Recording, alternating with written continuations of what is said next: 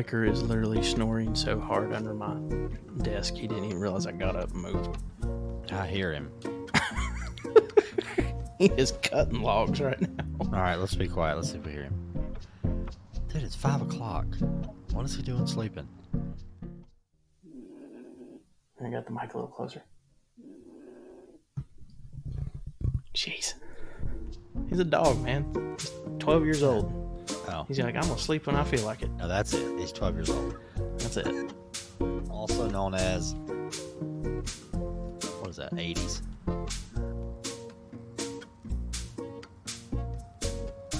What's up, trade crew? Welcome back to another episode of HVAC R&D.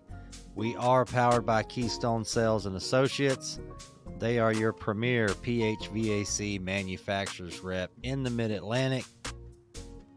I do work for Keystone Sales, and we just picked up some new products. Got to go over that a little bit. I'm pretty pumped. But I've got a beer sitting here staring me down. Just me and Rhydon tonight. No guest. We got a lot to cover, so without further ado,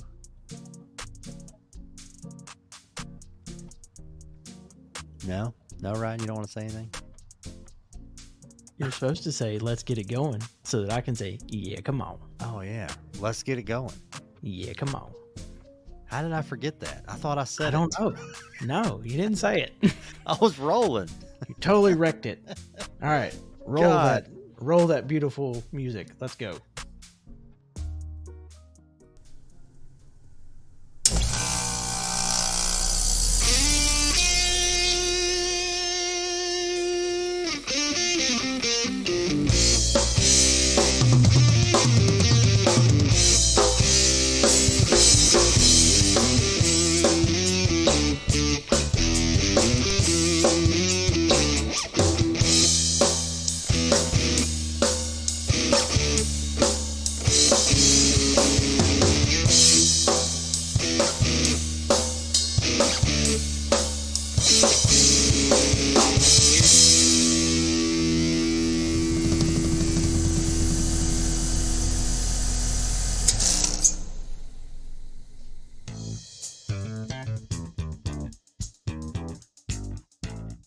So what's up, trade crew? Welcome back to another episode of HVAC R&D. Sorry we missed you last week. We have been busy, if there's ever a word for it. So thank you. Yeah, thank you to our other platinum sponsor, One Thing Marketing, for all the excellent work they did putting our website together. Thank you so much for that. I know they've had some good growth the last couple of months. I've talked to Brittany, and I know she's been busy, so that's positive. I know she's been on a few other podcasts. Been cheating on us, but I know how it is. That's all right. Gotta get out there. Gotta get out there and grow. That's how it works, right? How's the swag shop looking on there? The swag shop is nice. I know we've got a few more items to drop, which we gotta put together our little marketing campaign for that. I figured that was something that's on my agenda for us to discuss at our up and coming HVAC R&D business dinner Sunday night. Yep. We've got some cool stuff coming, everybody. We can't talk about all of it right now, but you're gonna see some stories and probably some different live stuff. First of next week on the 23rd and 24th. We've had some stuff in the works for a long time, and it's about time for it to come to fruition. So we're very excited about that. But yeah. Oh yeah, we got to send Corey a little package up there at. Oh yeah. I told him we have some accouterments on there. Yes, some accouterments. Your favorite word. He may or may not could use. I told him what we had, and yeah. So we got to send. Oh, I'm sure he could. I'm sure he could. He's gonna have to take a picture of it in use. Oh, so we can use that for some good promotional. Well, actually, don't do that. Let's not do that. Last time we did that, it cost us a channel by accident. So we're not gonna do that. Right? Yeah, so when Corey got accepted to have stayed, he popped a bottle of champagne and took a big swig of it, and I posted it on Instagram, and, he was 18. Nobody thought about it. That's true. That's the kicker. Well, you don't get accepted to app when you're 21 years old. Well, you could, I guess. Yes, you could. GI Bill, thank you very much. Right? Thank you for your service, gentlemen. So, and ladies, don't forget nobody. Right. I guess that leads us into swag shop and R&D is, how much have you been loving some HVAC R&D lately? I know we've been very busy, so we've not posted every week. It's been an every other week thing for the last month or so. But we're working on it. Trust me. A lot of our travel in some cases will be out of the way, at least out of town stuff. It'll be a bit more local stuff. So hopefully we can catch up a little bit more going into the holidays. But how much are you loving HVAC R&D? Whatever streaming platform you're listening, whether it be Pandora, Spotify, iHeart, Apple Music, Google Music, Stitcher, there's like 25 of them. Yep. Go find us wherever you like to listen to us. Follow us, like us, subscribe. Please leave us a review. Please share us with your fellow trade crew members. Help us to continue growing this community because there's a lot of cool things that we're starting to get opportunity to be involved in to really help go out and grow the future of our trade, and every little bit of support you guys give us greatly helps us do that. So please go out and check us out. Social media continues to grow. I know Instagram finally kicked back over 1,400, so we've officially almost completed our comeback. Trade Hounds is over 1,500 and growing. LinkedIn and TikTok cross 300 plus. Facebook, I'm sorry, Facebook's just not my platform. We got enough other places to be. Yeah, what Facebook? I don't know. I have trouble with Facebook. Yeah, it's not. Sorry, Meta, it's not my favorite. No. So make sure you follow us on social media, Instagram and LinkedIn. Instagram and TikTok at hvac.rnd. Find us on LinkedIn, Trade Hounds, and Facebook as the HVAC R&D Podcast. You can also find links to all of our information on our website, hvacrnd.com. Join the mailing list. Go check out an article or two. I truly am in the middle of 2 other new ones, so I'm going to try to post them hopefully back to back. I may get one of them done on the trip Sunday. Who knows? There you go. Yep. So any other information, make sure to check out the events page. I know Dennis has got some counter days coming up, so I'm trying to make sure he gives me those dates so that you guys will know where he's going to be in the Carolinas the next couple of months, so you can go track him for me. And see, that way I know what days to go call on people, right? That's right. Just kidding. I won't do that. Insider information. Any other info, check out the link tree in the bios of our social media. And I think that covers it. Does that cover it? Yeah. Yeah. It's not gained down. I've leaned in. My bad. Leaned in. Yeah. Sorry. You're leaning in. Quit leaning into the mic. I leaned into the mic so I could turn and look at this other screen over here that I've got the notes on. Rhydon is all over the place. We got to get, if we had some video, you're all over the place. Oh, there goes my dehumidifier. I'm going to have to turn that off. We got all kinds. I cannot hear it. I cannot hear it. I can, and it's annoying. Give me a second. Beer break.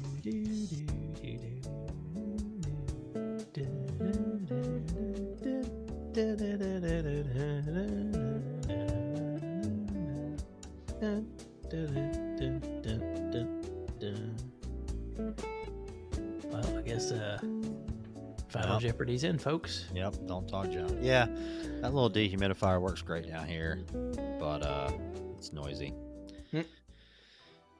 All right. So, yeah, we have got to get some ketchup going, but before we do that, the all-important next step of the show. What are we drinking? What are we drinking? Yours is special. Mine is traditional. So I guess you want me to go first? Yep. Why you say it like that? Ooh. Sounds like a hitchhiker. It is. AKA all I drank in Florida, too. Straight Modelo. Hitchhiker trip.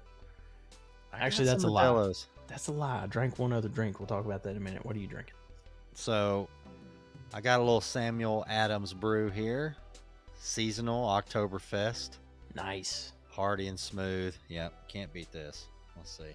Orange can to match the new HVAC R&D orange hat. Yes. Solid. Pumpkin just hit me right in the face. What is this? 5.3? Oh, I didn't know. 16 on the IBU scale. Ooh, solid. Is it what printed on the can? I like it. It is. When did they start that? This is just a lager. They must have been Lager, listening. They've been listening to Katie. Yeah, I didn't know they did that. Actually, I don't think everybody does. no. Yingling does not list their IBU scale. Neither does Because Modelo. Yingling was here before anyone cared about the IBU scale, and they're going to stay that way. Yep, 5.3% Oktoberfest lager. Yep, that's an Oktoberfest. It is. I remember that was, I think Sam Adams was the first Oktoberfest beer I ever drank.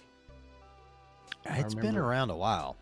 I remember having I remember Cajun Joe buying a 12-pack of it for our Halloweeny roast. My parents used to host a big Halloween party every year forever. It's really just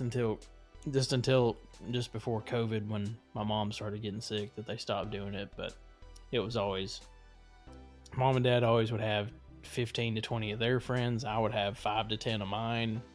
It was always a good time. I do love some Halloween, man. Weird, different, like intermingling. It's cool. So this will be our first Halloween in Valdez, North Carolina, and they have treats in the streets. Nice. So the downtown, we haven't done that. All the shops decorate and open up, give out candy. So we'll have to stroll down there. Not sure what I'm going to be yet.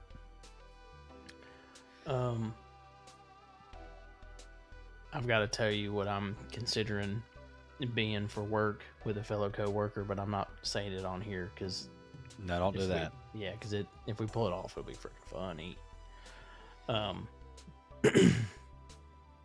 So I remember when I was in high school in Bryson City, we used to do. I think the first year they did it was my senior year of high school. We did trick or treat on Everett Street, which you know what Everett Street is. It's where your favorite bar is. Right. But they would block off both ends of that street, and they would have like bus in all the elementary school kids into downtown during school and take everybody through and do big trick or treating and everything else.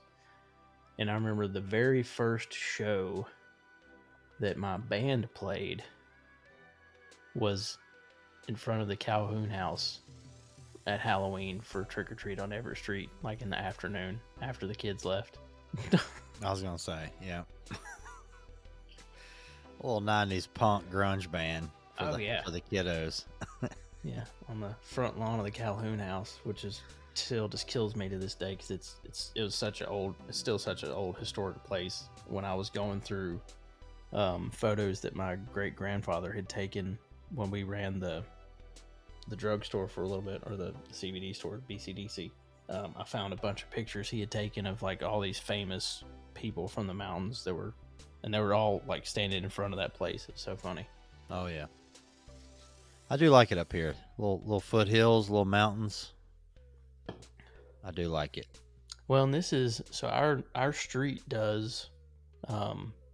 They do a Halloween like trick or treat thing, and then they also do a like progressive Christmas dinner through our whole little like street and cul-de-sac and everything. So I'm excited about this, so we can kind of start getting to know. There you go. Some of our neighbors a little bit more. We've met some of them.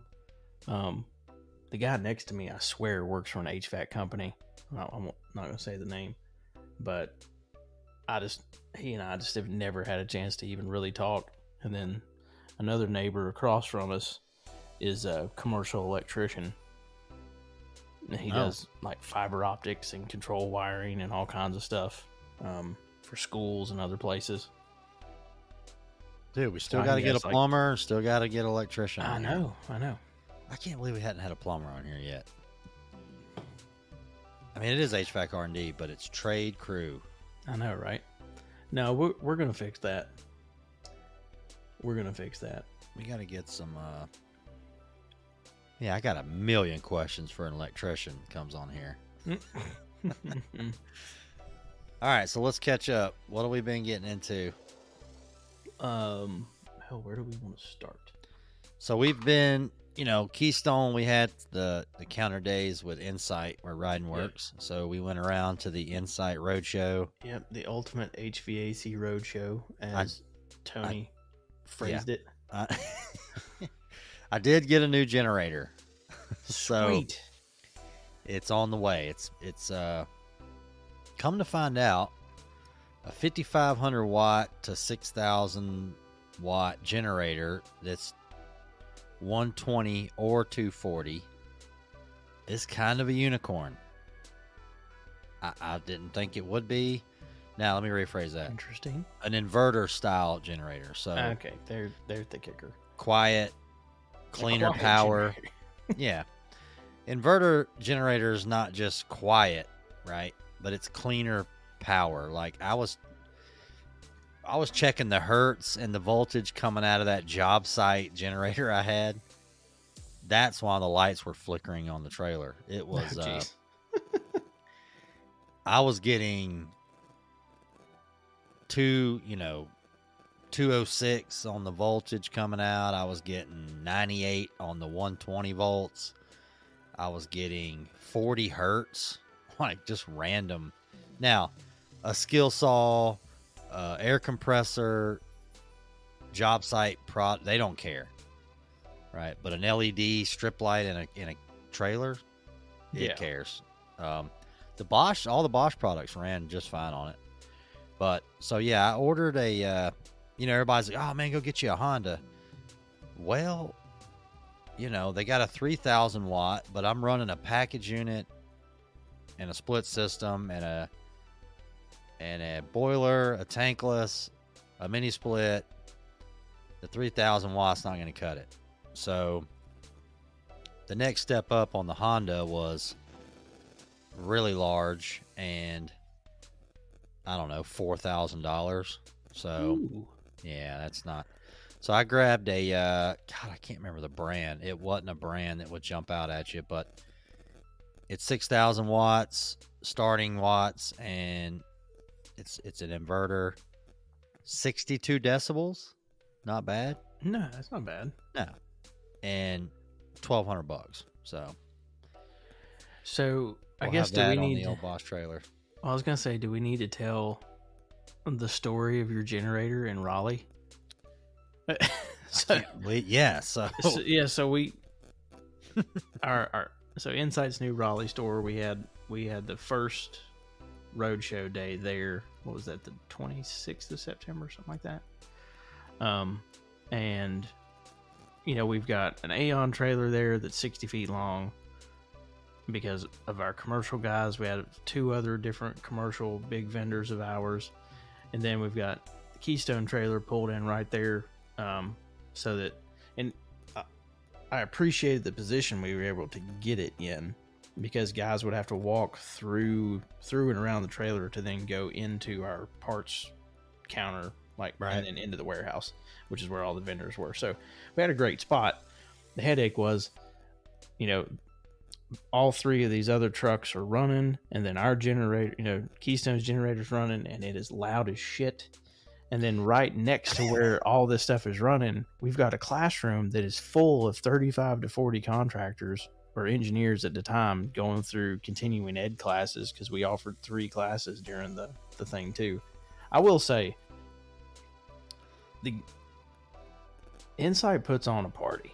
Oh yeah. And this is not me sitting here trying to toot my company's horn over everybody else's. This is just, I've been in distribution. Dennis has been in distribution for a while. He was on it. He saw a lot of counter days as customers, more than I ever did. But I'll be honest, Insight puts a good counter day together. They cover everything you could ask for. They do it in a longer period of time, so that you have time to try to make it there during a window at some point. Yeah, we had we've had several guys on this show, or ladies, that are like, we can't make it to the counter days because they're like from 10 to 12. Yeah, they're at a weird time. Well, and it's hard for an install crew to make out to a counter day. So Insight did a good job stretching it out. anytime So, you can go to any counter days, right? Try to make it by there. Look at new products absolutely. for anybody, any distributor you can. No, and it's a good thing because go and build relationships. And and I can say this: I'm an outside sales rep. The last thing I want is all my guys going and building relationships with every other distributor, because you would think that I'm worried that I'm going to lose sales, and I may lose a sale here and there. The guys buy from me because I take care of them. Yeah, but in And this there's business, if you lose a yeah, sale or a guy switches to a distributor, it's almost like there's so many there's just as many contractors coming into this industry as there is homeowners. Yep. With broken product, right? So it's that's a it. huge turnover. You lose some, you pick up. You lose one, you pick up two, right? It's kind of Well, but also, there's there's times when a guy's looking for something, and you know where I was before, maybe we couldn't get it. Where I am now, maybe we can't get it. But one, if I've created relationships the way I should, then I can be like, look, hey, go see Nick over here. He right. can do this. I can't. He can take care of you.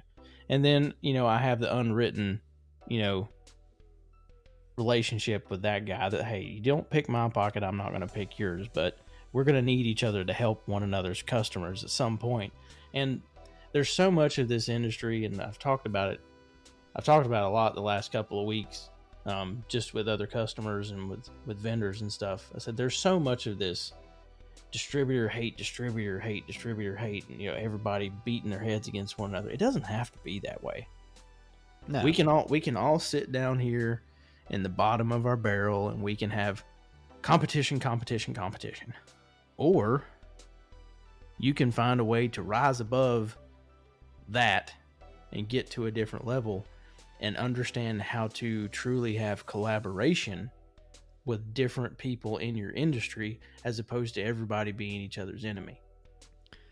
right. And on a contractor side, right? Everybody listening, like you got to find the distributor. I don't know how many times we've said this. You got to find a distributor that works for you, that you can partner with.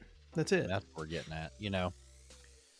I had an outside sales guy like Rhydon the other day at a training class.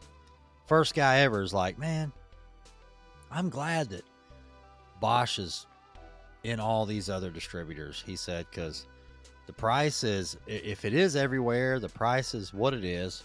Yep. It may fluctuate a little bit. He said, but guys are familiar with the product. And when I go to say, hey, we carry Bosch, you should buy it from us, they're familiar with it. And now I'm just selling them our distributor and myself. That's it. So that's what it comes down to. A lot of people ask me, hey, Dennis, where can I get this product? I can't tell you to go over here because I'm the middleman. But Yep. These are the people that carry it. Find one that works for you. Maybe there's one like down the street, right? Or Yep. maybe the sales guy is just, he's your go-to guy. Maybe he's a technical guy. Maybe he come from the field. Now he's in sales. So that helps, right? Any little thing that you can get. So, And the big thing too is it's a tough game, right? it's a tough game, but if you're a contractor, and let's say you're considering switching brands, if you're truly considering it and where you are, you're not happy. And again, this is, this could bite me in the ass as much as it could help me, but it's the truth. If you're not getting what you need somewhere, don't ever just ignore the crap out of the sales guy. Because one, we remember it.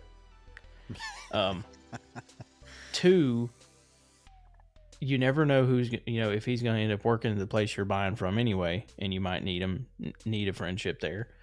But also, right. I've heard, God, I can't remember who it was. I swear, I'm pretty sure Jared Eisen and I called on this guy during a blitz. I'm just trying to remember where it was. It was years ago. Years ago, Jared Eisen was, there's got to be at least one person listening to this show and knows who Jared is. Jared had worked with, I think, at Ferguson, and then he really made a name for himself down in South Carolina at Ari Michael. And then he's been guess what was their job exactly? He was like a sales manager it's not a sales manager. I'm trying to think of what him and Tony's titles were. Dadgummit. Anyway, he was the Rude Ream sales rep to my distributor and another distributor for a while, and then he's kind of moved his way up the chain. But while he was, in that sales role for the manufacturer, he would come and support distributor stuff we were doing, and he and I just so happened to ride together on a blitz day. And I remember we walked in to this guy's office, and he said, "You know what?" He said, "I have never refused a distributor or a sales guy the first 5 minutes of any conversation." He said, "Because you know what? I might need to hear what he has to say and not even know it." Boy, that first 5 minutes needs to hit then. But I mean, he's saying he would never refuse a meeting. Now, if the 5 minutes is just not going anywhere, then he would find a way to wrap it up sooner. But he said, there's always something to learn about a product you didn't know. There's always a new product you don't know is out. And he said the only way you can attempt to stay, up to date in this business is you've got to talk to the people that are in the industry. And now, this guy at the time we called on him, I think he was early mid 60s. He would let anybody come in and at least get one meeting. Yeah, I mean, let's see what you got. That was it. It might work for your business, right? If you're a high performance home, new construction guy, every product might not be for you, but this one other product over here might be. So look out there. Don't just get hung up on, well, we've already found out you don't want to have one brand. That ain't no, you gonna can't. work. Because you need to have 6. It's not quite that bad these days, but at least 2 to 3 is not a bad idea. Yeah, at least in 2. some cases. At least 2. The days of grabbing a brand till you die, it's over. Yeah. It's just over. I you know what? I hate that too. Like, I do too. Rhydon's dad was like hooked up with a brand forever, and would have stayed with that brand. And he still is in some ways. There's a little bit of him that will always stick to that because it's been the brand itself has done very well for him. Yes, there's been hiccups here and there, which there's going to be with any brand. Right. If you think your brand doesn't have problems, or you moved because a brand had a problem, guess what? The new one you're at some point is gonna have a problem. Well, I had a training class today. It was a big class, probably 30 guys in there, and there was a couple contractors in there, and it was a Bosch class, and they've been putting the product in for 8 years, which is about when it came out. Yep. And he said, "Man, I wish they would just do away with the TXV inside and go with an EEV, like just one EEV, like we do on the package units. There's just one metering device." And I said, "Why? Have you had problems with the TXVs?" "Man, I'm not gonna lie. I've had like 3 go bad." And I went, "In 8 years? How long you been putting this product in?" And he didn't really catch it till I asked him. I remember how long he told me he'd been putting it in. He's like, "Yeah, we've been putting it in about 7 years, 8 years." I went, "That's a really good percentage." He's like, "You're right. Yeah, you know what I mean." I'm like, "No, I don't know what you mean. No, what do you mean?" I was beating him up, but we were having a good time with it. I'm like, "Dude, that's pretty good." Yeah, I was like, solid right there. He goes, "Well, my dad's old school, so we braze with nitrogen, and you got to." Yeah. He said, if you look my dad's warranty up, before I took over the company, he's had 2 warranty compressors changed out in a long time. And that's not just Bosch. That was whatever they were putting in. And very few TXVs, very, 1 or 2 reversing valves. But he said, we know companies that swap a lot of parts and it's all install. And that is going to bite you now more than ever. It's so true. Yeah, it's just going to bite you now. It's just what it is. God, I remember. Was it Harry? I remember it was Harry. Came in there. He's like, son of a bitch, I've been doing this for 35 years, and I've only had one compressor go bad in this equipment my entire career. We've had a show about that. Yeah, we talked about that, and then it was like show Dad's 20. about the same. Dad's about the same. I mean, when Harry called me and said he had a bad compressor, and I was like, okay. He's like, no, I don't think you understand, son. And I'm like, yes, sir. Sorry. He's like, this is the first one I've ever changed out under warranty. And I'm like, ooh, yeah. What do I say to that? He's like, no, I don't think you understand. I went, new unit coming right up. Sorry, sir. Well, the funny thing about that though is these are two, Harry, my dad, this contractor you're talking to, they're old school guys. They didn't do a 1-day change out. They still don't. They'll do. Oh, your dad, it's a project. Dad, it's a project. Now if he's doing full duct system, he's there a week. If he's doing, equipment change out, he's there at least 2 days. Yeah, these companies slinging that in 6 hours. And he said, you know what? He's like, I could go and I could probably make more if I did more. He said, but if we're gonna do it, we're doing it right, or we're not doing it. Dude, your dad's like, he's like, hey Dennis, I'm working on this project. This lady's got a 2-ton heat pump with an air handler, and I'm like, okay. Yeah, we're gonna be changing it out here in a couple days, and I'm just going over this and I'm going over that. I'm like, what do you got plans for this? No, it's a change out, but it's a project for him, right? Like he's looking at every single thing. Yeah, he wants it to go in and last forever. And it's a 2-day deal. He's relocating this. He's relocating that. That was done wrong, but guess what? It's been in for 35 years. It hasn't broken, but guess what? It's wrong, and he's changing it. Fix it. That's right, and he's changing it. And it's crazy you bring that up. That's that mindset. It's not just sling it and let's go. And it's like I watch these guys. They'll try to charge $30,000 for a 1-day change out, and I'm watching these other guys that'll charge half that and do it in 3 days. But guess what? You never hear from them because it didn't break. Yeah. Well, that's like Harry, right? He was like, it was a project. Yep. And his poor helper, he drug his helper through the mud. Like, I mean, he never, every time he come in there, he had a different helper because they were, Harry, everything was a project and it was a lot. And, so anyway, yeah, we're still catching up. Keystone's got new products coming in. We got some ERV stuff coming in. We've got some fans, some bath fans, I'm not going to throw the products out there yet, but I'm looking forward to repping that. We also have, so last year at AHR, as a manufacturer's rep, Keystone will come to an AHR show, walk the floor, my boss, a couple guys, and see if there's a product. Like on the floor of AHR, there might be a product on the floor that literally just came out.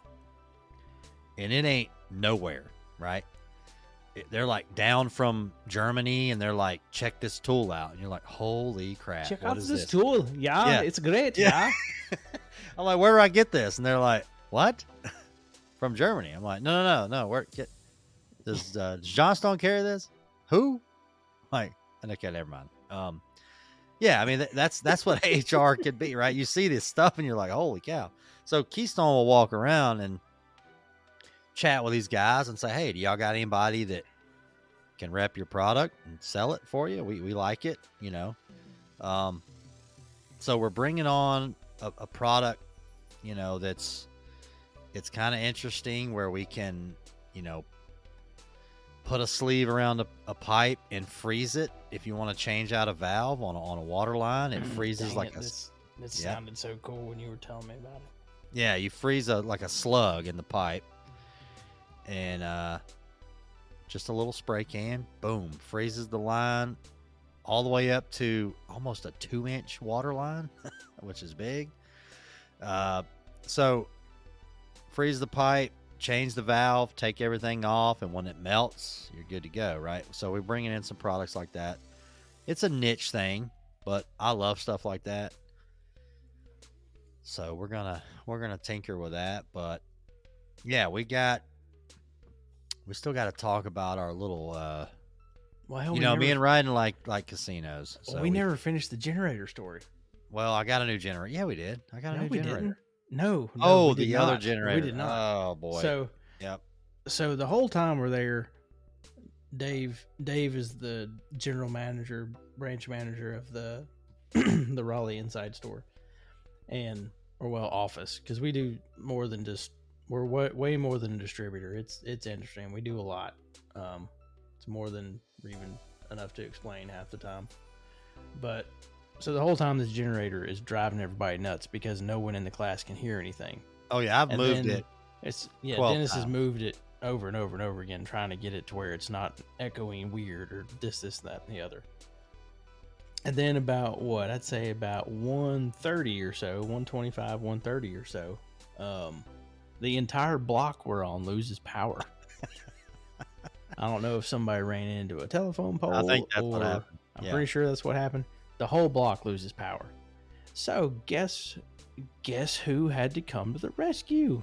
Well, so he he walks out and he says, "Hey man, that generator." And I'm like, "I know, man. I'm sorry. I wish I had a quieter generator." He's like, "No.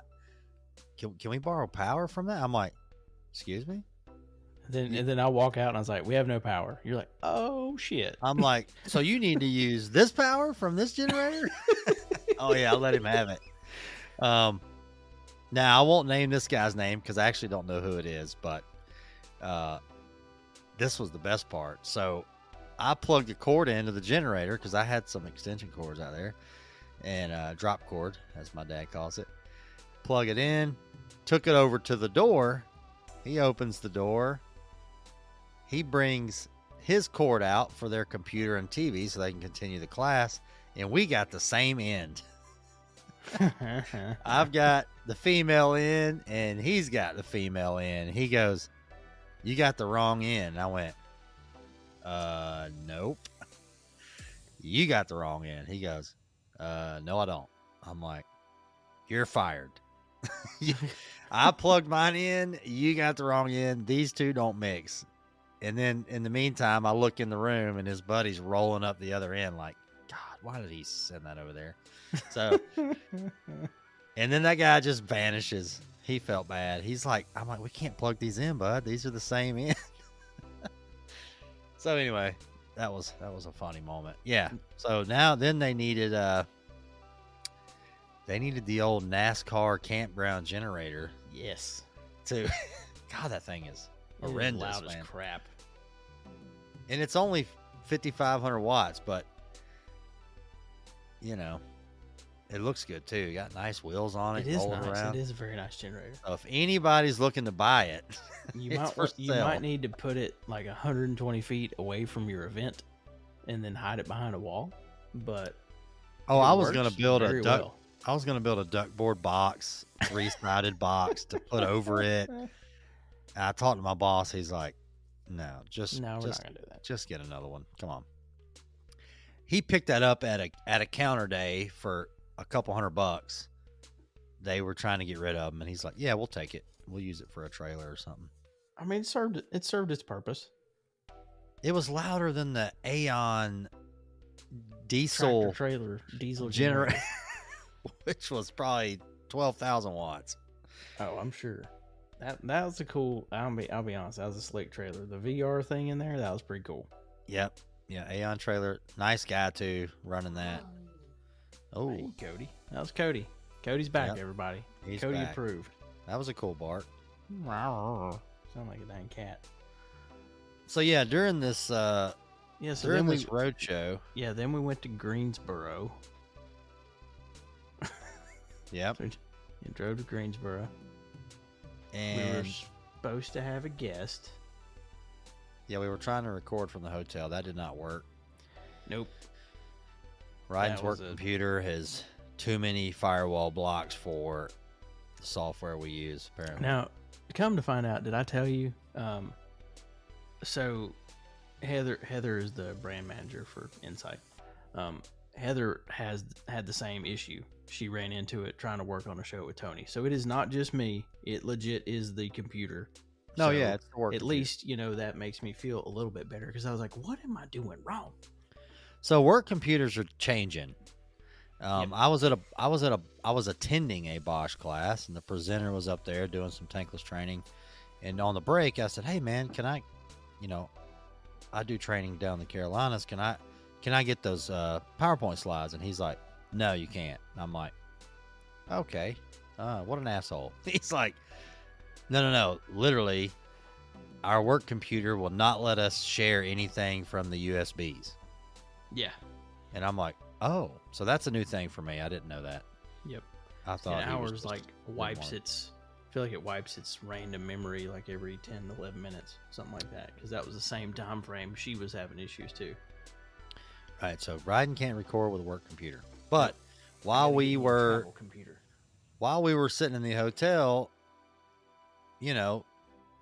trying to record at 9, 10 o'clock at night, and it wouldn't happen. I let the cat out of the bag. What? I was like, hey, you were trying. You were trying to play DraftKings, right? No, I was trying to do some sports betting, which I still can't. I was like, well, it's legal in Virginia, isn't it?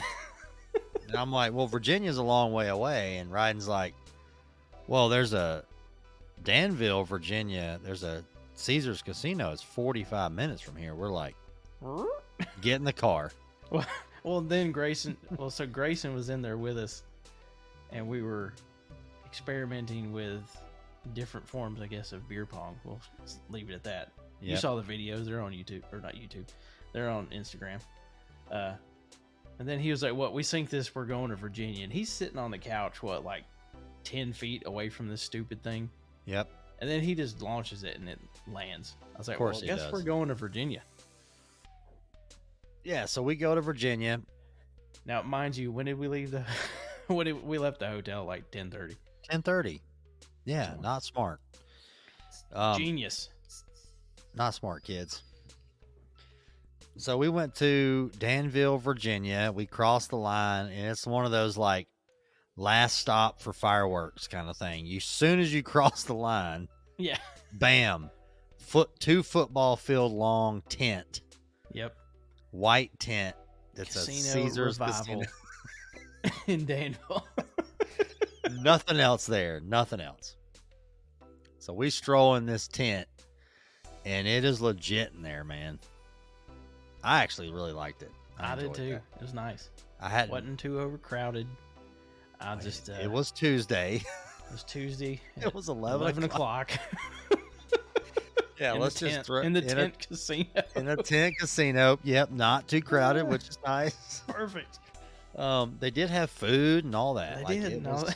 They had I didn't have a Caesars card, so I had to go get my Caesars card reprinted. They had automated reprint machine there. That was nice. So all table games. Yep, table games, card games, roulette, plenty of slots. There's always plenty of those.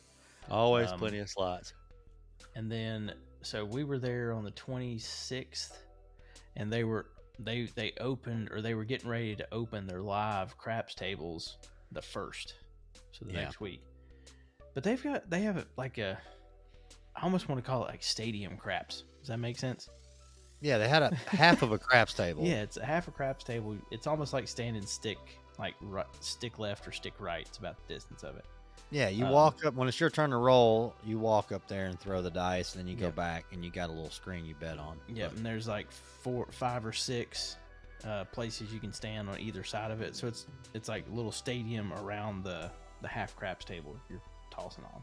Yeah, so it was, which not bad, because at least you're not dealing with if you throw it short, you're hitting chips and it's going wherever.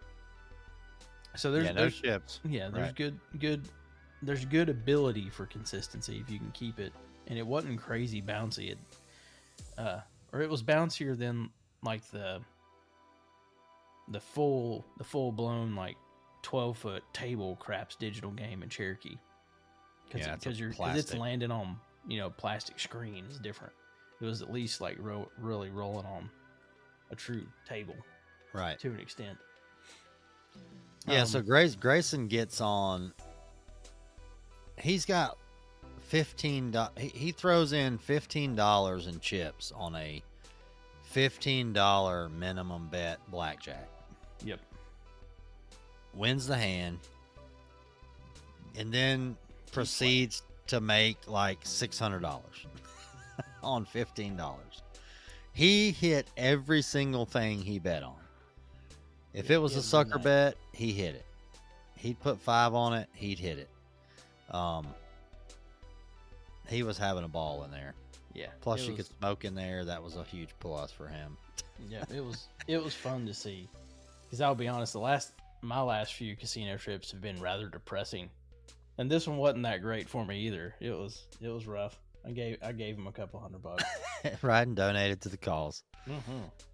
That's right. But sometimes it's what you got to do. But no, it was, dude. He was so excited. Like, just the sheer fact that he had so much fun and he was so pumped up. He's like, man, I've never won over like a couple $100 before. And he's pumped. I loved it. It's good to hang it literally made the whole thing worth it. Because the three of us had never gotten to hang out. Like, Grayson was always at managers meetings and I was at sales meetings when we all worked together. Right. So it was a good time. And then, of course, you and I had to have late night food. So crushed that freaking basket of fries. Oh, yeah. Yeah, I mean, it turned into a pretty late night. Not gonna lie. It was pretty late. The drive back, you got in the car and were asleep, sitting up. And look, man, at 9:30, 10 o'clock, that's my bedtime. So y'all got me out there at, I don't know, 2:30. Yeah, well, I mean, hell, Grayson was so excited. I'm like, I'm good driving home. He's gonna be pumped in the front seat. He will talk you to death on there. I mean, just. Oh, I got in the back seat and got snuggled in there. I was done, dude. He was like, man, have you heard this house song? Yeah, let's play it. The front seat's like a club, and Dennis is in the back seat. Oh, yeah, I was out. No. I go to bed with the chickens, man. So then we laid down and then got back up. And, dude, I like popped back up. It was weird. Like, I swear, I don't even know if I slept. I popped back up all right. My alarm went off. Yeah, I popped back up. I was over there at freaking 7:30. Like, where do you want me to park? Yeah, no, that was not me. I went into a coma. And you guys were on the way. That Grayson gets here. He's like, I got to eat. I'm like, I'm going to Bojangles. I'll be back. Dude, and that Bojangles right there, that is the only like fast food breakfast of any kind on that whole freaking street. It took me like 30 minutes to go through that place. Inside was just as packed as the drive-through. It was nuts. Oh yeah, I like me some Bojangles. So some Joe Bangles. Some Joe Bangles, some solid Cajun filet biscuits, and a picnic side of fries. Oh yeah, we crushed that real quick. All right, so what'd you have going on in Charleston? So I was not going to be able to go to the grand opening in Charleston. So I wanted to still at least do my part and kind of go check out that store. Kristen and I also had booked. We bought tickets to see Trey Kennedy in Charleston. I think we bought him like April. We'd had him forever. And it was a Sunday night show. And I was like, well, hell, we'll just go down Sunday. We'll go to the show. And then Monday and Tuesday, I'll go do some blitz calls around Charleston just to invite people to the event.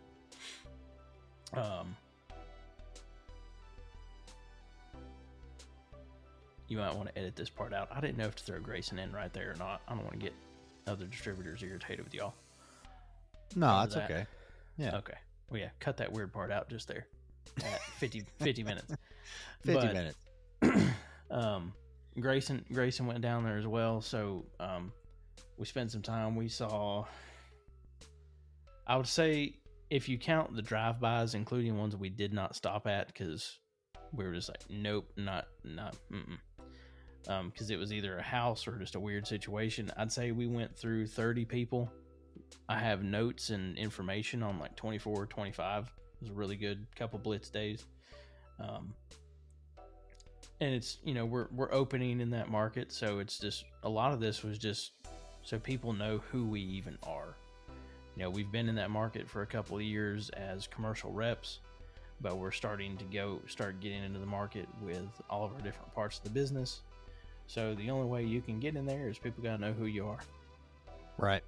So I think I'm going back down there for a day or two sometime mid-November to follow up on some people I met that were there. I met several guys that you had already trained, which was kind of cool. Oh yeah, I've trained a lot in Charleston. Yeah, so that was fun, you know, being able to be like, oh yeah, like I'm the R. Right.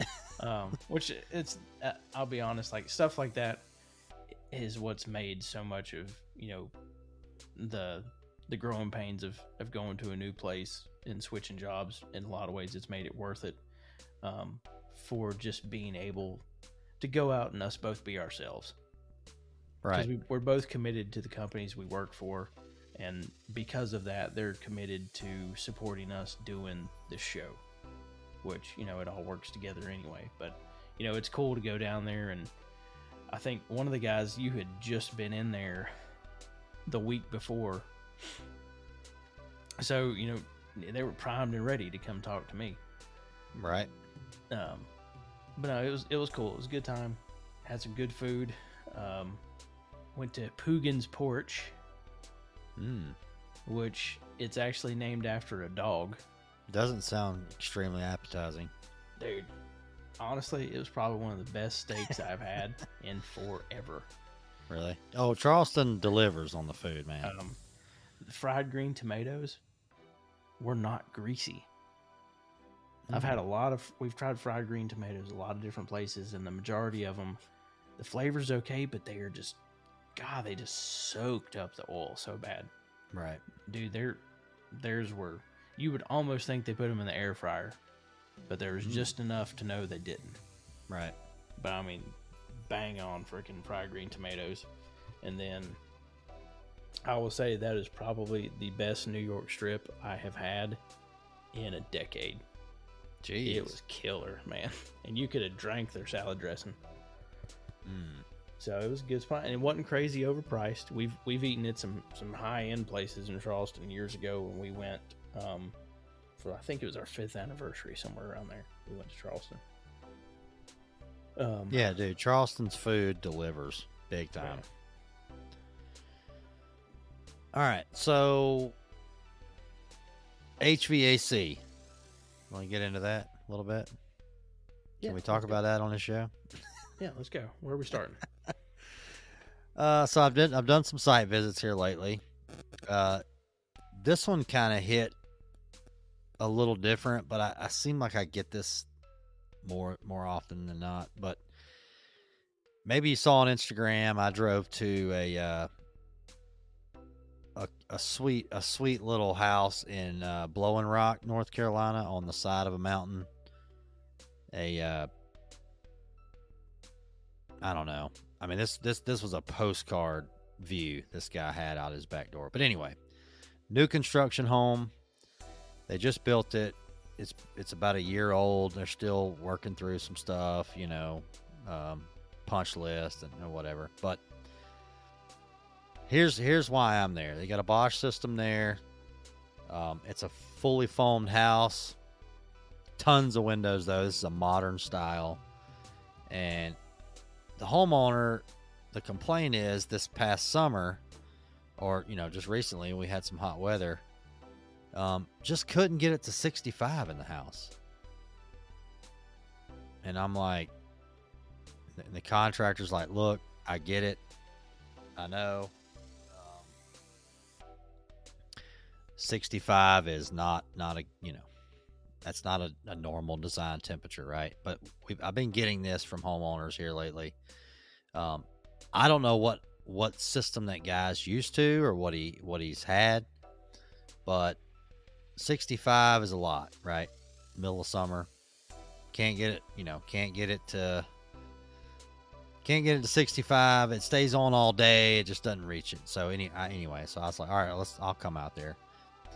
So I go out there, and this guy, I mean, this house is badass, right? Go in there. Now it's zoned. So the load was 2.9 tons. Okay. Big house too. So that's how I knew, okay, it's fully foamed. Got a little bit of fresh air coming in, but 2.9 tons. He puts a 3-ton Bosch in, 20 SEER, 3-ton air handler. All right, it's got 3 zones. So I said, all right, well, let me just check your static pressure out. So we turn it on the smallest zone by itself. So with all the zones open, we were a 0.23 static. Okay. We turned on the smallest zone by itself, and it went to a 0.26. It barely moved.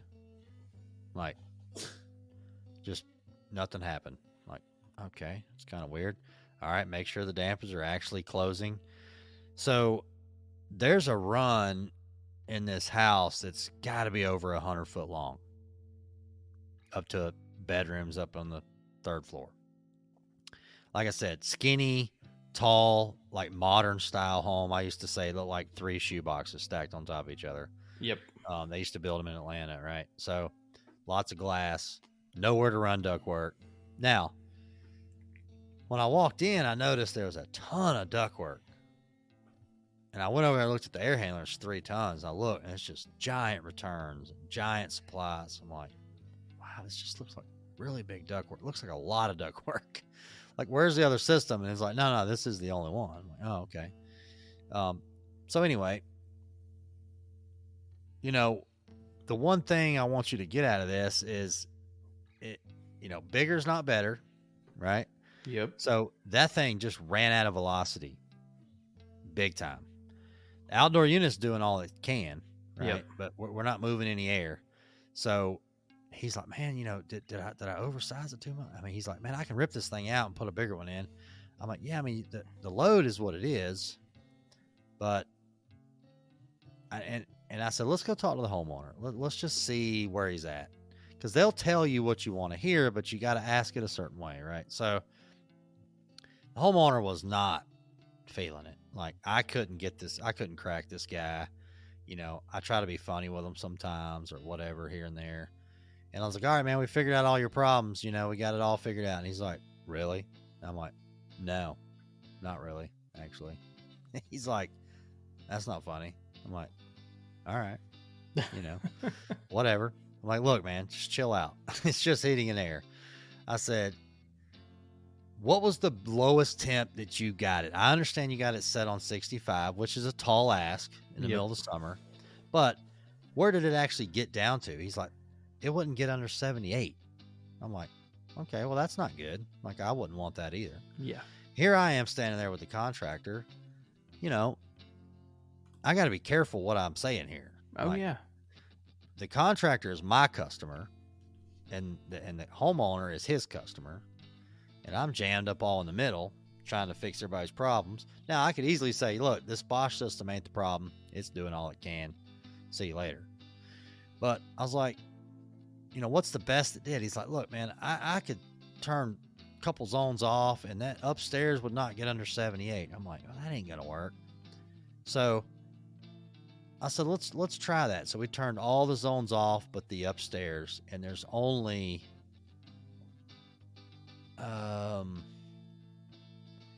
I think a 10 and an 8 going up there, but it's a long way, dude. It's a long way. Yeah. I went up there and put my hand on the grill, and I took the contractor up there, and I'm like, what do you think about this? And he's like, yeah, that's just not enough coming out. I'm like, there's nothing coming out. Yeah. I mean, it's oozing out. So, but the ductwork, everything was spot on, dude. I mean, it was ran. He's like, man, I got pictures of the install. Like, there's no kinks, there's no nothing. I said, no, I believe you, man, but we don't have enough here. We don't have enough velocity. So for once, it's oversized. And he said, look, I'll rip this out and put it in my house. I ain't worried about it. I just want to make this guy happy, right? And that's what we got to do. We got to make it right. Yeah. But, so yeah, be careful with that. And, I had a long talk with the homeowner too.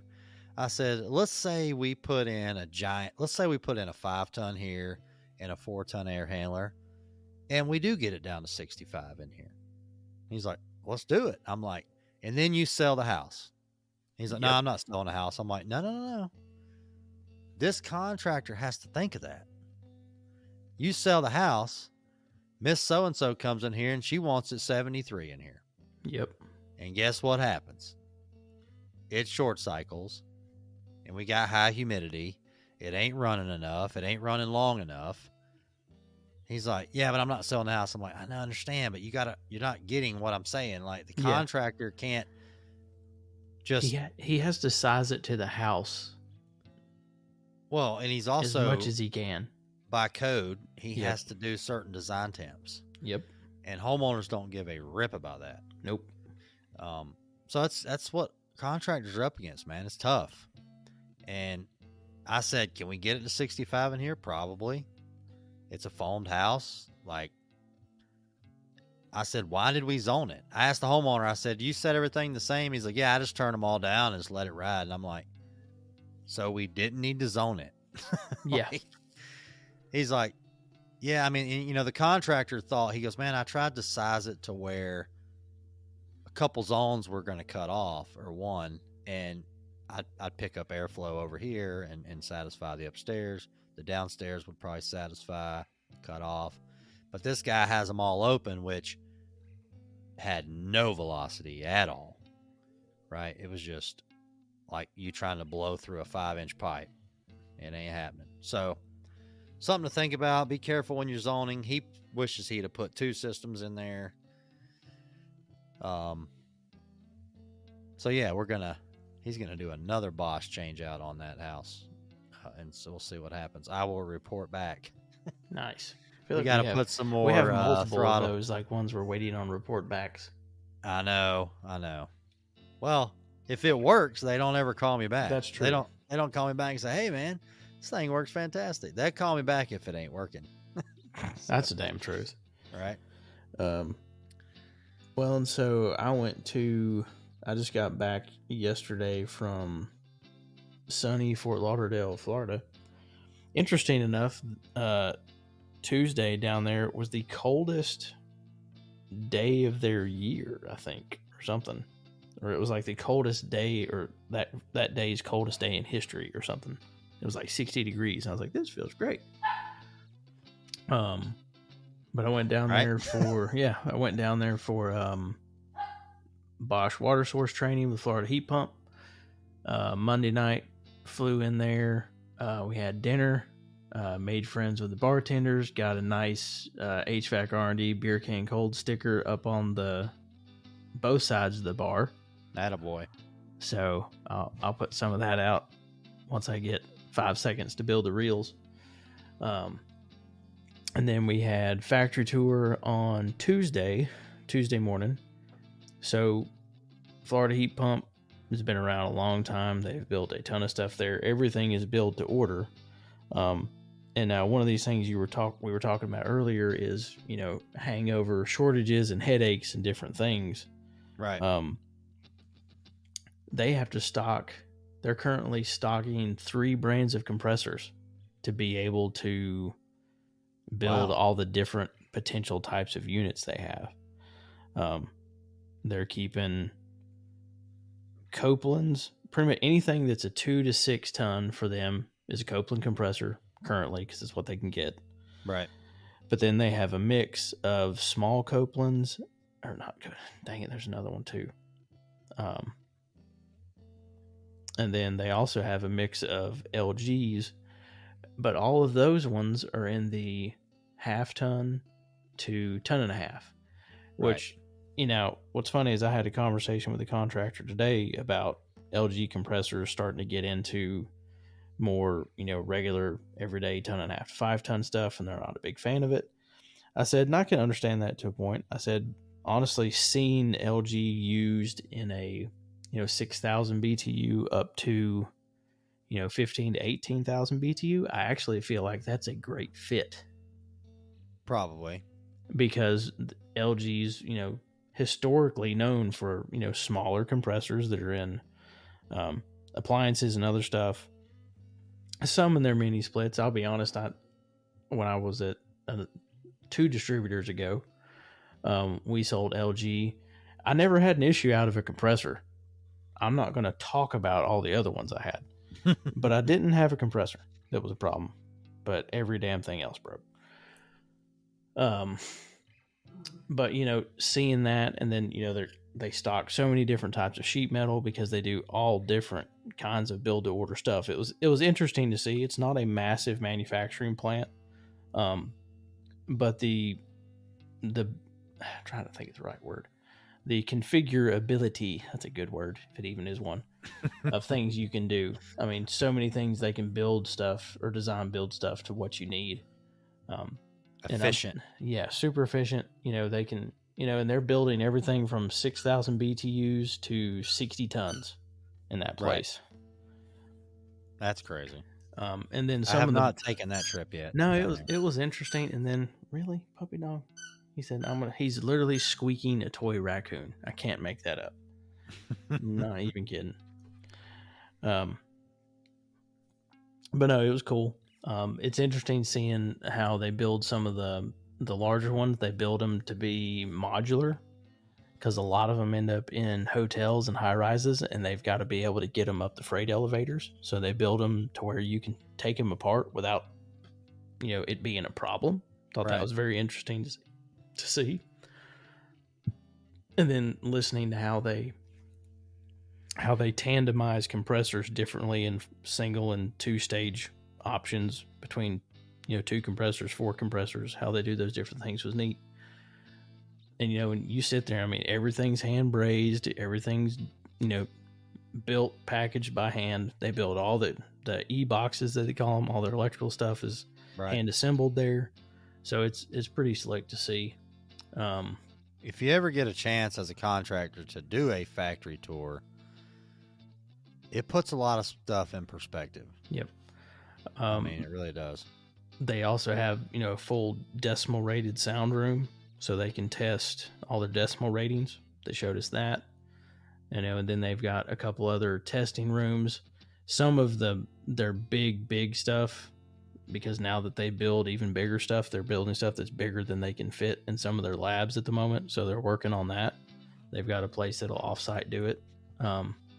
But I mean, even if you want a unit painted a certain color, they will literally build it, ship the pieces out to a paint shop, get it painted for you, bring it back, finish building it. If you want a red FHP unit, you can probably get one. Nice. Also, they talked a little bit about, which I know we can maybe use this to kind of segue into some stuff, but they talked about coming sensors that are going to be required on all A2L refrigerant stuff over a certain weight of charge. Yeah, so it's not essentially tonnage, right? It's not tonnage, it's weight of refrigerant. So our microchannel stuff, right? Microchannel stuff is people brands. Yeah. That's going to help. The other thing though is guys have to pay attention to what they're weighing in with a long line set, because there's potential that your unit might not need it based on what its tonnage is, but your equivalent length of line set and the extra refrigerant puts you in that danger window. And I only say danger window because you will fail in a heartbeat if it's you have, I think it's over 64 ounces. Anything over 64 ounces, you have to have sensors in certain places for leak detection. Because it's a flammable refrigerant, not an inflammable refrigerant. It's also heavier than air, so it will sink. Right. So 410 and everything else is inflammable. You can't light it on fire. 454, R32 are low flammability. And I'm talking, you got to put a freaking blowtorch to it and crank it to get it to really burn. Right. But, and it's still barely. Yeah. Right. And even then it's not really enough to do anything. But because of that potential, there's going to be requirements for safety with sensors all over the place, which in a lot of ways, I think VRF could be in for a real headache going into 25 and into 26. I know there's been some. changing. Well, and I swear I heard something to where VRF might not be regulated with that sensor until 2026. So they might allow 410 VRF for one more year. And I'm wondering if that's because they're trying to figure out a cheaper way to make it work. Right. Because there's so so much money related. Oh yeah, sure. it's money related. There's so much VRF that's already sold for the next 2 years probably because of lead times that there's got to be some additional consideration for things. Right. So one of the things FHP is doing is in a lot of their traditional geo air handlers, they have a partition or a steel partition between the compressor and water loop area and the blower. Well, they're going to remove the partition so that they have a full open cabinet and only have to use one sensor as opposed to others. Because right now, even to the manufacturer, these sensors, by the time it's over with, are going to cost hundreds of dollars. Yeah, they're not going to eat that. Well, and they can't. They can't eat it. No, that cost is going to get transferred down. Yep. And how many times have we said it on here? Down to the homeowner. That's it. Because, and that's the headache. The homeowners get upset. The consumer gets upset. But literally, the contractor's not the one doing it. The manufacturer's not the one doing it. It's the regulations that they have to abide by that are doing it. Yeah, so, let's take it all the way back up to the top. Yep. So there is an election next year. Go vote. There's my plug. Yeah, there's your plug. All right, so we were going to talk about that. We touched on it just a little bit on the last show, but you want to talk a little bit about the furnace change? What year is it? 2028? 2028, I believe. So, we had furnace regulations change in 2019 with FER, which was furnace efficiency ratings. Because, we have to have an acronym for everything. Right. That was... Yep, that's Cody. He's still squeaking the friggin' raccoon in the floor. The mascot is chewing the mascot. Yeah, so 2028. Yep, so 2028. So we had furnace changes in 2019, which eliminated PSC blowers and furnaces. It also eliminated the use of 80% furnaces above the Mason-Dixon. Yep. So everything up north became 90 plus only. Everything in the south was wide open for furnaces, and everything in the southeast could still use 80s, but their air conditioner efficiencies went higher than everywhere else. Right. When everything else changed again. So the next step we have been waiting on, and we've talked about it a lot. We've talked about guys being scared to death to put 90% furnaces in the attics all over the place, which growing up, we put them in attics all the time.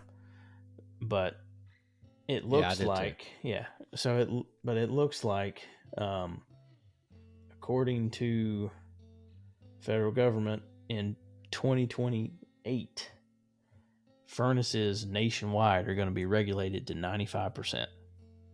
Yeah, it says the rule marks the first update to furnace efficiency since 2007. Which, to me, that still doesn't. I guess efficiency. That doesn't really, but it doesn't make sense though, because, I guess they didn't change. They didn't eliminate the fact that you could build 80s. They just eliminated areas where you could sell them. So I guess that makes sense. Right. So, they're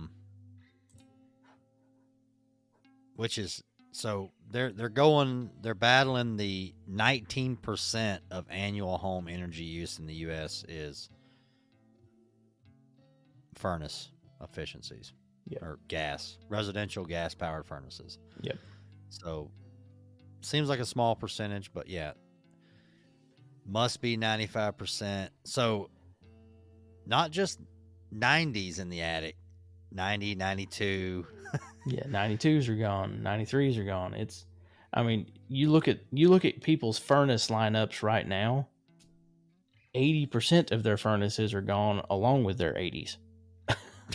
Right. I mean, 95%, 2028. That's not far away. Yeah, I mean, you're literally most brands are gonna just go to 2, maybe 3 furnaces. They'll have a base model 95, and then they'll probably have a Cadillac 96 to 98. What's a base model 95? Well, that could be the Bosch. That's like the Bosch furnace. No, it's still 2-stage. 96 2-stage is a Bosch 96. furnace, so it's a middle of the road furnace. Yeah, but it's a constant torque, right? A lot of guys associate Yep. that variable speed blower. Yep.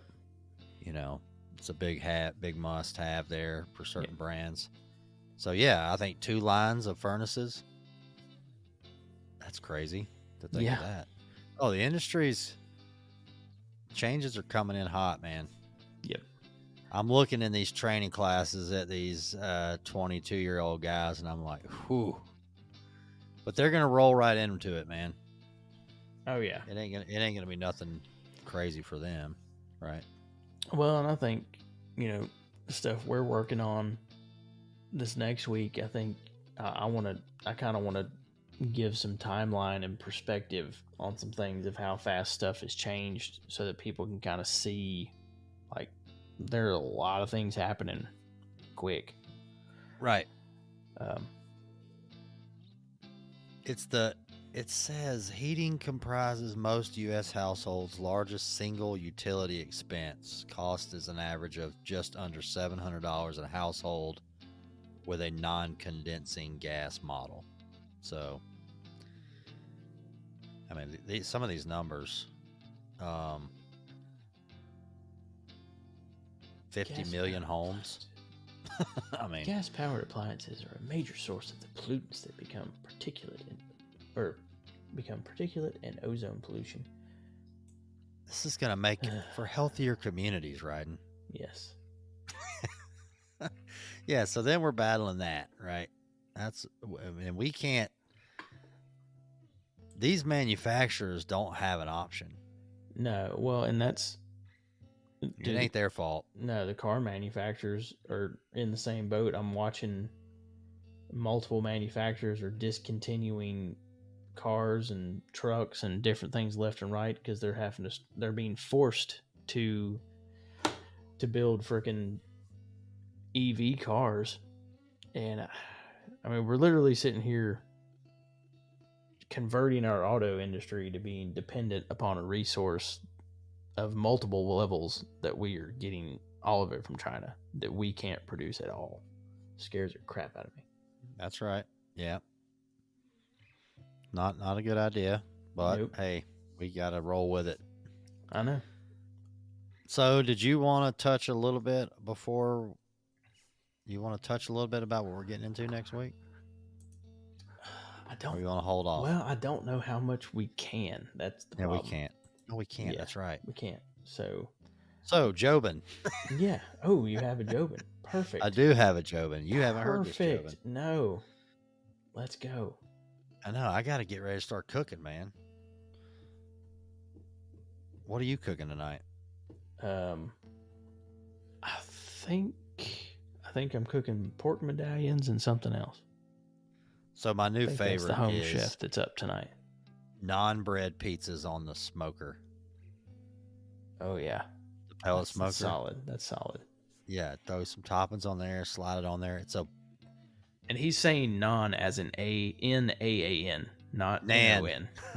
Non-bread, not non-bread. I know, that is tough, right? Yeah, the little fake. It's not fake bread either. It's not fake bread. It's cooked. Isn't it cooked in a tandoori oven? Daggone it. I don't know. Jeez, I don't know. No, it's already baked bread. You throw some toppings on it. You throw it on the pellet grill. Brown the bottom like a mod pizza, if you know what mod pizza is. It tastes like that. It's a brick oven pizza in your backyard. All right, so Jobin hadn't had Jobin on the show in a while, Yeah, and tan door oven. Sorry, throwing it out there. Tandora. Boom. Food trivia for 500, Alex. Thank you very much. So I've been dodging Jobin a little bit. You know, I mean, it is what it is. So, yeah, he finally left me a voicemail, and here we go. Hey, Dennis, it's Jobin. Hey, Tag, you're it. Listen, I'm getting really fed up playing phone tag with you. I'm starting to think that I'm talking to a robot, and that when you call me, it's just a robot calling me. Of course, every time you call me, I can't answer the phone, and then I tell you I call you right back, but I don't call you back for about 18 hours. Unless you're on the potty the whole time. You know, if you were on the potty every time, I wouldn't expect you to answer the phone calls. I don't want to hear the echo of that bathroom. I just find that a little bit disturbing. I think that's supposed to be like your time, like your meditation, like your time for Dennis, you know? For me, it's my joke and focus time. So, anyway, I really got to talk to you about that Bosch mic connector, whatever that connection thing is. Thanks. Bye. Oh. Bosch connection. You have lost. Jobin's the dabbling Bosch in some connection. Bosch. I guess. Well, he wanted to go back to. He wanted to go back to high-end technology with a simpler control setup. No, he does not need to dabble in the Bosch product. That's a good try, though. Yeah, no, he doesn't need to do that. So there you go. I need to call him back. Well, at least he's out of jail, so that's good. I might have found us another interesting guest for the show that I met when we were in Florida. So he's Irish, but he lives in Vancouver. I was like, I know a Scottish guy that lives north of there. Yep. Old Ben Thompson. That's right. HVAC strong. Dude, I tell you, I reached out to him this past week about the furnaces he's been putting in, because I remember seeing he puts in Continentals.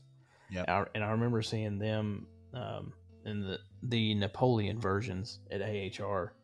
Right. But nobody reps them down here. No. It's a sweet looking furnace. God, they're good looking furnaces, man. I love watching those dang things go in. And what's interesting is they're all 95% plus. Well, on social media, yeah. That's the only one I ever see is the one he's putting. Yeah, no, those things are, but they look great. The Napoleons look badass too. You got some plexiglass on them, right? I think it is because you can. So I think they had. I looked at it, so I'm going to go sales guy mode here for product I don't have. Sorry, everybody. Sorry, Bob. Hey, you never know. I've been making some phone calls. I might be able to introduce you guys and get some things hooked up. Who knows? But they're a 3-tier furnace, which I think plays in perfectly the conversation we just had. They've got a 95, and then they have, I think, a 2-stage 95, and then like a badass looking 96 that's multi-stage or modulating, something like that. Right. But the middle 2 tiers have a clear area to the burners, so you can literally watch the burners fire off, and it looks cool. Yeah, as shit. I thought I saw some plexiglass. Yeah, in there. yeah, they look cool. Nice. All right. So we got AHR coming up soon. We do. So yeah, everybody go to ahrexpo.com, get registered. I know we were featured briefly in the Podcast Pavilion promo video. I know they passed by, I think, us and Katie and Ash on the stage from Atlanta, and then Dennis gets his turn this time. I spoke on, I think they grabbed my soundbite last year. They grabbed Dennis's this year. I think we're gonna have to just do split screen like these other guys are doing. We'll do half of it. Both of us will read the same thing with it and send it in, and then send it in and be like, use both of us this time. I guess it's because they just want to see our beautiful, charming faces I'm just closer gonna up. hit I guess balls on the next one I send to them. I'm just gonna hit golf. Go check out HVAC R&D. Whoosh, whoosh. Come see us in the podcast movie. which, speaking of said podcast pavilion, once you get registered, get the app, make sure to put the podcast pavilion in your search, find it, pin it, so you can come see us on Monday and Tuesday from 1 to 3. I know we are still, I think we've got one guest finalized, but we are still debating the second guest. So we need to let, first guest will get his pick. We'll start announcing who's going to be with us on what shows when we get closer to it. But also, once you get the AHR app, you can go through, you can find booths, manufacturers that either you're already, using their products and you want to go see what's coming. If there's other things you have seen or products you want to go test out or try, I suggest you go put them on there and go take a look at them. Because there's so much to see. If you don't go into it with at least a little bit of a plan, you will be in trouble. I know I overbooked the living crap out of us last time, so I am not doing that this time. I literally booked our shows and that's it. And then I know we have student tours on Wednesday again, so Wednesday morning we'll be doing student tours just like we did in Atlanta. I'm excited about that. Definitely excited about it for even more reasons. We can get into more of that in a couple weeks probably. Yep. So just make sure you're paying attention to social media on Monday and Tuesday, maybe a little on Sunday. I'll give you a teaser. But yeah, come see us. I think I was working on it the other day. I've almost finished our promo video of us so that we can launch ours too. And then, God, I'm trying to think. I know I still have a few more guests. We had 2 guests that we had to move around. I've still got 2 that I've got shows promised to. I've got to get us booked into sometime the next month or so. Yep. Zach Attack's coming back on. Zach's gonna come back on. See what he's been getting into. Trying to think who else. Still got to get Garrett on here. I had to move his show twice, which I feel horrible about that. But we'll get it. I'll also say, dang it, I wanted to read the stats. I want to say kudos to Kyle for coming on the show in our last episode and really truly giving people a story that needed to be heard. It was an awesome episode, and I want him to hear this too. I was going to go look at it. I think, come on, Podbean. If I am not mistaken, I think he had the most listened to show outside of the crazy numbers we hit with Jason. I don't even know how those happen. Jason's numbers are off the freaking charts. But it's true, man. That doesn't kill me. If this stupid thing will load, it would be awesome. He knocked down close to 200 in his first week, which was nice. Very solid for the amount of shows that are out there. On one side, I think collectively, God, what did he do? This other one was good. So we've been pushing Spotify just to kind of, start seeing how it would work. I might have been logged out. I mean, I listen to Spotify for music. That's just what I do. But a lot of people ask me about Spotify for the podcast, but still, Pandora is Pandora kills apparently the us. place to go. All right, so yes, in his first 2 weeks, where is that actually? There it is. In his first 2 weeks, he broke the top 10 of Spotify in his first week and a half. Nice. So I mean, it's killed. It's done really well. So he definitely hit close to 300+ in the first week. Killer show. And we've had so much good feedback from it. Because it's one of the, I think it's one of our best feel good episodes. It really is. Oh yeah, it's a good feel good episode. I've got a ton of sound bites I want to cut out of it one day when I have time, because we work for a living and do this. Right. But Also, it was speaking of great. that, it is training season for HVAC. Everybody knows I'm an HVAC trainer. Please sign up for all trainings. I don't care what you go to. Sign up for anything you can in your town. Learn one or two things. I promise you won't regret it. I wish I would have done that when I was in the field, and I try to stress that now. So anything you see, sign up for it while the weather's kind of mild. If your boss isn't a big guy, isn't big on training, you're gonna have to work with him, because you can't progress without knowledge. So Nope. Evolve or dissolve, as we like evolve to or say. dissolve. Yep. So get out there and do some training, and we will see y'all next week. That's right. Like I said, pay attention to some Instagram this weekend, first of the week. Drop you some hints. Got some big stuff coming. So thanks for listening, everybody. Like I said, make sure to follow us on social media on TikTok and Instagram at hvac.rnd. Find us on LinkedIn, Trade Hounds, and Facebook as the HVAC R&D Podcast. Bunch of stuff's going to be hitting Instagram and all those next week, so check us out. Go find us on Spotify, iHeart, Pandora, Apple Music, wherever you listen to your podcast. Follow us, like us, share us to your friends. Please leave us a review.